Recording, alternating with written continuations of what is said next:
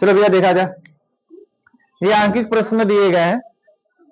व्युत्क्रम अनुपात पर एक क्वेश्चन हम लोगों ने कल लगाया था, दूसरा क्वेश्चन आज लगा रहे हैं। व्युत्क्रम अनुपात का मतलब कहीं भी किसी तरीके से तीनों घूमे, मामला क्या आना चाहिए, दो गो का योग तीसरे के क्या होना चाहिए, बराबर होना चाहिए। यही रूल है अपना। ठीक है, चेक करते हैं। हमने बोला सबसे पहले आसान तरीका क्या है, पदार्थों को लिख लेते हैं। जो कॉमन होगा उसको कहां लिख देंगे, ऊपर, बाकी दो को कहां लिख देंगे, नीचे। पहला पदार्थ कौन है, H2S। दूसरा पदार्थ कौन है, SO2। तीसरा कौन है, जल है। तो पहले दोनों में कॉमन कौन दिख रहा है हमको, और दोनों में हाइड्रोजन कॉमन दिख रहा है। थोड़ा सा ठिल्ली में से दिमाग इधर उधर निकाल। पूरा कहां मारे हैं, तीर है जो सहज है पूरा, क्या जबरदस्ती कर रही है। यहां पर देखो जी, दोनों में कॉमन कौन तत्व भैया, पहले दो यौगिकों को सबसे आसान तरीका ये, कुछ मत करो, पहले दो यौगिकों में जो दोनों कॉमन हो उसको कहां बना देंगे, ऊपर लिख देंगे। और बाकी दो तत्व कौन बच रहा है, एक हाइड्रोजन और एक बच रहा है ऑक्सीजन, नीचे। इसका इसके साथ, हालांकि सभी का एक दूसरे के साथ बराबर आएगा, लेकिन हमें तो एक ही दो को कैलकुलेट करके दिखाना है ना। बस इसके साथ संयोग हो रहा है, क्या बनेगा, ये इसके साथ संयोग करेगा, क्या बनाएगा, तीसरा क्या बनाएगा, परसेंटेज वैल्यू पता है हमें सल्फर की कितनी दी गई है, 95.49%। इसमें ऑक्सीजन की कितनी दी गई है, 50%। 50% वाला बड़ी डर लगता है, कभी कभी बराबर होता है, कभी कभी हमको लगता है गड़बड़ दे देता। इसमें ऑक्सीजन का दिया गया, हाइड्रोजन का दिया गया, कितना, 11.11% है। रूल क्या भैया अपना, अंकित चतुर्वेदी, रूल क्या है, इन दोनों में सल्फर का मान बराबर करेंगे। कॉमन तत्व तो सल्फर ही है ना, इन दोनों में किसका मान बराबर करेंगे, सल्फर का। दोनों में सल्फर के बराबर करेंगे, और बाकी हाइड्रोजन संबंधी ऑक्सीजन कर देंगे, और इसका हाइड्रोजन संबंधी ऑक्सीजन क्या होना चाहिए, बराबर। ये नहीं रूल है, अगर बराबर आया तो व्युत्क्रम अनुपात के नियम का क्या करेगा, पालन करेगा। दिया गया आंकड़ा पुष्टि करेगा। चलो सबसे पहले किस वाले भाग में चलते हैं, H2S में। कहेंगे H2S में किसकी परसेंटेज वैल्यू दी गई है लल्ला, S बराबर, S की मात्रा, डोंट बतियाइन प्लीज, 95.94 ग्राम। ये भैया हाइड्रोजन की मात्रा तो 95.49 पढ़ रहे हैं, मात्रा बराबर, ठीक है, मात्रा बराबर हाइड्रोजन की मात्रा भैया परसेंटेज में दिया गया, तो कंप्लीट यौगिक कितना परसेंट होगा, 100 में से इतना घटा देंगे, 100 माइनस 95.49, तो कितना बचेगा जी, 1, 5, 4 कुछ ना ग्राम, ये हाइड्रोजन की मात्रा आ गई जी, ठीक है ना।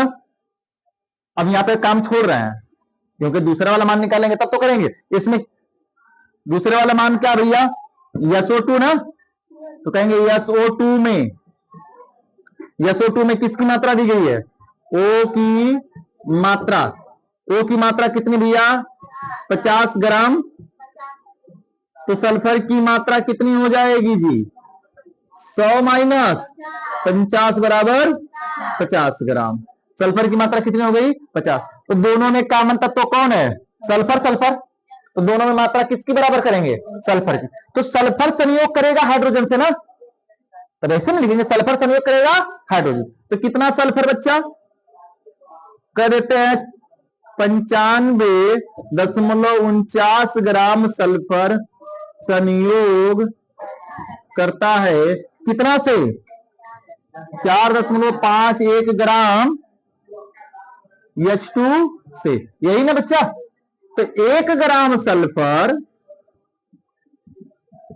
संयोग करता है कितना, 4.51 बटे की 95.49 ग्राम H2 से, भाग दे दो भैया, कितना आएगा, 0 दशमलव बता फटाफट। किसी के पास टेक्नोलॉजी नहीं है, हाथ का प्रयोग करो फिर, हस्तलिपि का प्रयोग करके बताओ भाग देगा, तब तक अगला हल करेंगे हम। कैलकुलेट करो। यहां पर भैया किसकी मात्रा किसके बराबर करेंगे? कहेंगे सल्फर संयोग करता ऑक्सीजन से ना, 50 ग्राम सल्फर संयोग करता है कितने से? 50 ग्राम O2 से। कहेंगे तो भैया पक्षांतर करेंगे, 1 ग्राम सल्फर एक संयोग करता है कितने से? 50 बटे, ये वाला भाग हम दे देंगे, इतना कठिन तो है ही। 1 ग्राम O2 से, ये वाला भाग हमने दे दिया, ये वाला भाग को तुम लोग देकर बताओ कितना आ रहा है? जिसमें 0.4 ग्राम H2 से। क्लियर है ना लल्ला? अब चलते हैं, इन दोनों का अनुपात करेंगे। समीकरण 1 संबंध क्या करेंगे? यच संबंध हो करेंगे ना। गुणित अनुपात का नियम फॉलो होगा यहां पर, तो हम कहेंगे गुणित अनुपात के नियमानुसार। किसके नियमानुसार? गुणित अनुपात के नियमानुसार। क्या हो जाएगा भैया? यच संबंधे ओ से क्या लिखेंगे? यच का मान 0.04 संबंधे 1, तो मतलब क्या हो जाएगा भैया? 0 संबंधे 0.1 से भाग देंगे, यह ना होगा भैया, बटे में करेंगे तो 0.04 ना आएगा, यानी यच संबंधे वो कितना है? 0.04। समीकरण नंबर ए, यच संबंधे ओ, यानी कि सर जी इन दोनों का यच संबंधे वो कितना आया? 0.04। तो इन दोनों का यच संबंधे वो उतना ही आना चाहिए। अगर आ गया तो व्युत्क्रम अनुपात की या तुल्य अनुपात के नियम की क्या करता है? पुष्टि करता है। चलो भैया हम कहेंगे H2O में H की मात्रा दी गई है ना, H की मात्रा कितनी दी गई है लल्ला? 11.11 ग्राम। तो O की मात्रा कितनी आ जाएगी? 88.89 ग्राम। आएगी कि नहीं आएगी? समझ से घटाएंगे तो पाल टाकरा कैसे आएगी? देखो भैया घटा कर देख लेते हैं। 100 माइनस 11.11 को घटाओगे तो 10 में से 1 घटेगा 9, 9 में से 1 घटेगा 8, 9 में से 1 घटेगा 8 और 9 में से 1 घटेगा 8 ग्राम ओ से। क्लियर है? तो यहां पर कौन सा अनुपात किए? यच संबंधी ओ किया है ना, तो यहां पर भी क्या करेंगे हम? यच संबंधी ओ। अगर यहां पे ओ संबंधी यच किए होते, अगर यहां पर हमने ओ संबंधी एच किया था, यहां पर भी क्या करते हैं हम? ओ संबंधी एच करते। उल्टा नहीं कर सकते हैं, सेम होना चाहिए। तो कहेंगे अतः यच संबंधी ओ से क्या लिखेंगे भैया? यच संबंधी ओ बराबर 11.11 संबंधी 88.89, यानी कि ये लल्ला हमारा ये हो जाएगा 11.11 बटे के 88.89। अब भाग दो, कितना आ रहा है?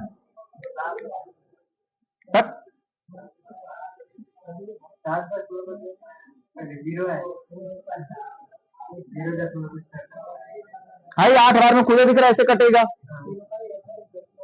1/8 होगा। 0.124 आ रहा है ग्राम से। पर 50% वाला हमने बोले कि गड़बड़ी मामला दिखता है। बी समीकरण में ए और बी दोनों मान कहीं से बराबर दिख रहा है दिल्ली आसमान पे? दिल्ली आसमान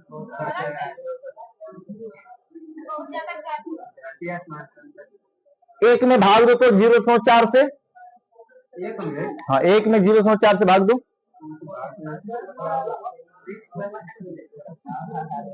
एक में 0.4 से भाग दो, फटाफट भाग दो।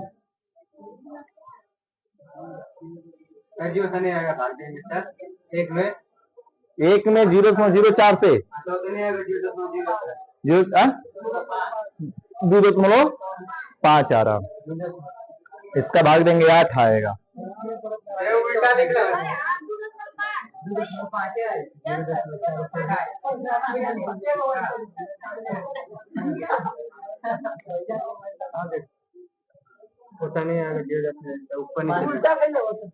अरे देखिए कहाँ ले मत पढ़ाई करो। 25 आ रहा तुम लोग का लोग।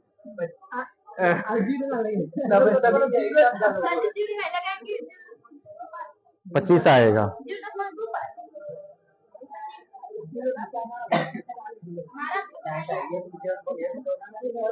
उसका 25, इसका 8 आएगा। नहीं बराबर हो रहा। लिख दो अतः दिए गए आंकड़े तुल्य अनुपात के नियम की पुष्टि नहीं। ये 50% वाला गड़बड़ दिया ना, यहाँ पे 50% हो ही नहीं सकता था। 50% वाला दिक्कत आता। लिख दो लास्ट में लिखना समीकरण अभी स्पष्ट है कि यह दिए गए आंकड़े तुल्य अनुपात के नियम की पुष्टि नहीं करते हैं। हम लोगों ने रासायनिक संयोग के 4 नियम पढ़ लिए। 5वां नियम है गए। हमने बताया था गए को अलग लिखेंगे, अलूसाक को एक साथ। गैलूसाक का है गैसीय आयतन गैसीय आयतन संबंधित क्या था नियम जी? गैलूसाक ने सन 1808, कंफ्यूजन है क्या? 1808 में ही दिया था शायद। हाँ ठीक है ना। गैलूसाक ने सन 1808 ईस्वी में, सन 1808 ईस्वी में एक नियम प्रस्तुत किया। इनके अनुसार ये होता है समान ताप और दाब पर टेम्परेचर क्या होना चाहिए? युवराज सिंह, अरे बाद में लिखना, पहले समझ गया। टेम्परेचर एक समान और प्रेशर भी एक समान होना चाहिए। समान ताप और दाब पर जब गैसें परस्पर रासायनिक संयोग करेंगी, नियम में क्या लिखा गया है? गैस। इनकी हर एक बात किस पर अप्लाई होगी? केवल गैस पर। जब गैसें परस्पर रासायनिक संयोग करती हैं, ठीक है, तो उनके जो मोल्स होते हैं उनमें अनुपात एक सरल अनुपात में संयोग करती हैं। कहने का आशय क्या है? लुक एट बोर्ड पर एग्जाम्पल। जैसे क्या होगा भैया? H2 plus O2। H क्या है? गैस। ऑक्सीजन क्या है? गैस। संयोग करके क्या बनाया? H2O। मान लेते ये भी क्या बना? गैस। बैलेंस करना जरूरी है। पहला नियम द्रव्यमान संरक्षण का नियम क्या कहता है? अभिक्रिया को संतुलित रखना जरूरी है। तो भैया Z2 लगा देंगे, Z2 लगा देंगे, बराबर हो जाएगा। चलो नियम समझते हैं। जब दो गैसें परस्पर रासायनिक संयोग करती है तो इनके अणुओं की संख्या में, ये ना अणुओं की संख्या भैया, अणुओं की संख्या कितनी है? 2 अणु, और इसके कितने अणु है? 1। तो अणुओं की संख्या में सदैव सरल अनुपात होता है। तो क्या भैया? सरल अनुपात लिख दिए। बताओ अनुपात 2 संबंध 1 का, यहां पे कभी दशमलव में नहीं हो सकता। गैलूसाक ने कहा कि हम कभी दशमलव में 1.5, 0.1 नहीं अणु ले सकते। हमेशा कितने में संयोग करेंगे? सरल अनुपात में। और यदि आगे बोले, और यदि बना हुआ उत्पाद भी गैस हो तो वो भी सरल अनुपात में ही होगा। वो भी सरल अनुपात में ही क्या होगा? बन गया। यानी 2 संबंध 1 संबंध 2, एक ये सरल अनुपात आ गया। एक और देखते हैं सर जी एग्जाम्पल। एग्जाम्पल नंबर अगला, H2 plus Cl2 reaction 2HCl। Balance कर दिए जी। गैस है, लिक्विड है, गैस है। अब मामला देखो गड़बड़ हुआ।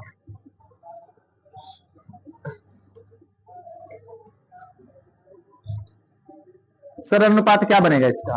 कितने मोल हैं इसके अणु? 1 है। इसके कितने? क्या लेंगे? क्या लिखेंगे यहां पर? हमने पहले बोला इनका यह नियम केवल किस पर अप्लाई होगा? गैस पर। लिक्विड या सॉलिड लिखा होगा, उसके अणुओं की संख्या लिखना नहीं है, यह गुनाह है। तो अभिकारक की तरफ कितना हुआ भैया? 1। उत्पाद गैस है ना, उत्पाद की संख्या कितनी है? 2। तो 1 संबंध 2 सरल अनुपात हमको मिल गया। तो परिभाषा फिर से सुनते हैं टोटल और समझते जानते हैं। कहेंगे गैलूसाक ने सन 1808 ईस्वी में नियम प्रस्तुत किया। इनके अनुसार समान ताप और, बोलना जरूरी है, नहीं बोलोगे काम भाई सब गड़बड़ होने लगेगा। समान ताप और दाब पर जब 2 या 2 से अधिक अभिकारी पदार्थ आपस में संयोग करते हैं तो अभिकारी पदार्थों के अणुओं में हमेशा क्या होता है, सरल अनुपात होता है। और यदि बना हुआ उत्पाद भी गैस हो तो वो भी सरल अनुपात में ही होगा। क्लियर हुआ? चलो लिखा जाए, यही तो इतना नियम है जी। फिर अगला 2-3 हम देते हैं, तुम लोग लगा हमको दिखा देना। चलो देखो, हेडिंग हो गया ना। देखो, गैलुसाक ने सन 1808 ईस्वी में गैलुसाक ने सन 1808 ईस्वी में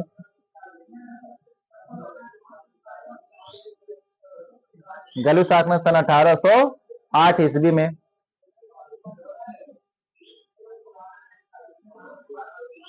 गैसीय संबंधित नियम प्रस्तुत किया। गैसीय संबंधित नियम प्रस्तुत किया। संबंधित नियम प्रस्तुत किया।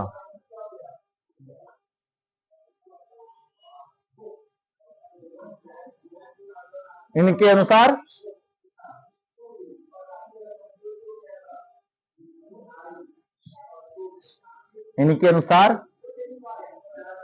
समान ताप और दाब पर यहां से कमांड कामा लगा ना, समान ताप और दाब पर। इनके अनुसार कमांड कामा समान ताप और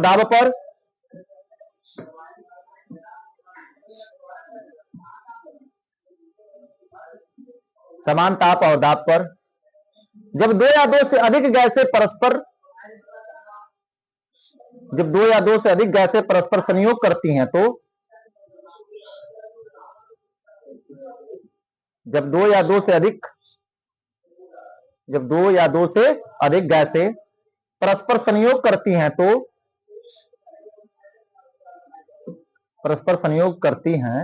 तो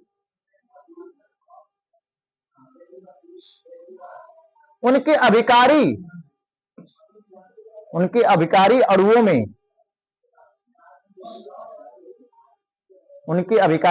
में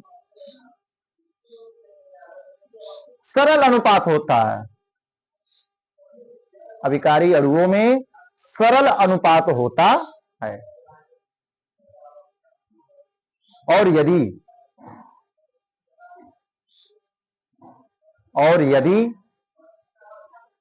बना हुआ उत्पाद भी गैस हो तो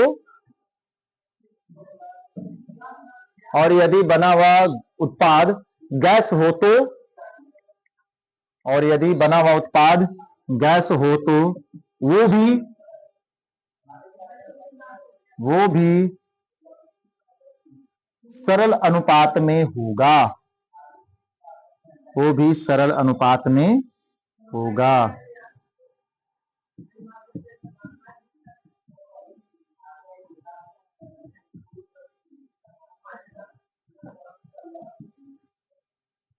बताओ भैया, इसका सरल अनुपात क्या लिख सकते हैं? एक संबंध दो लिखा जा सकता है ना, क्योंकि तीनों का तीनों क्या है, कहीं दशमलव में आया है क्या?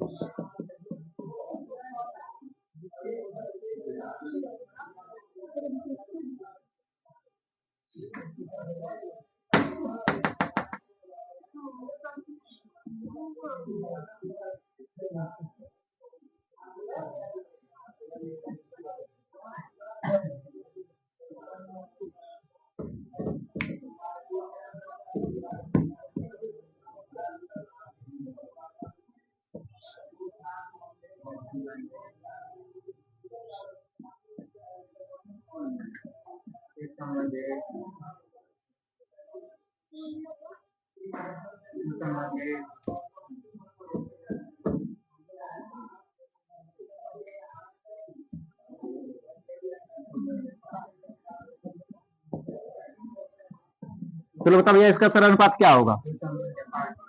दो संबंध क्या ये दो नहीं लिखेंगे?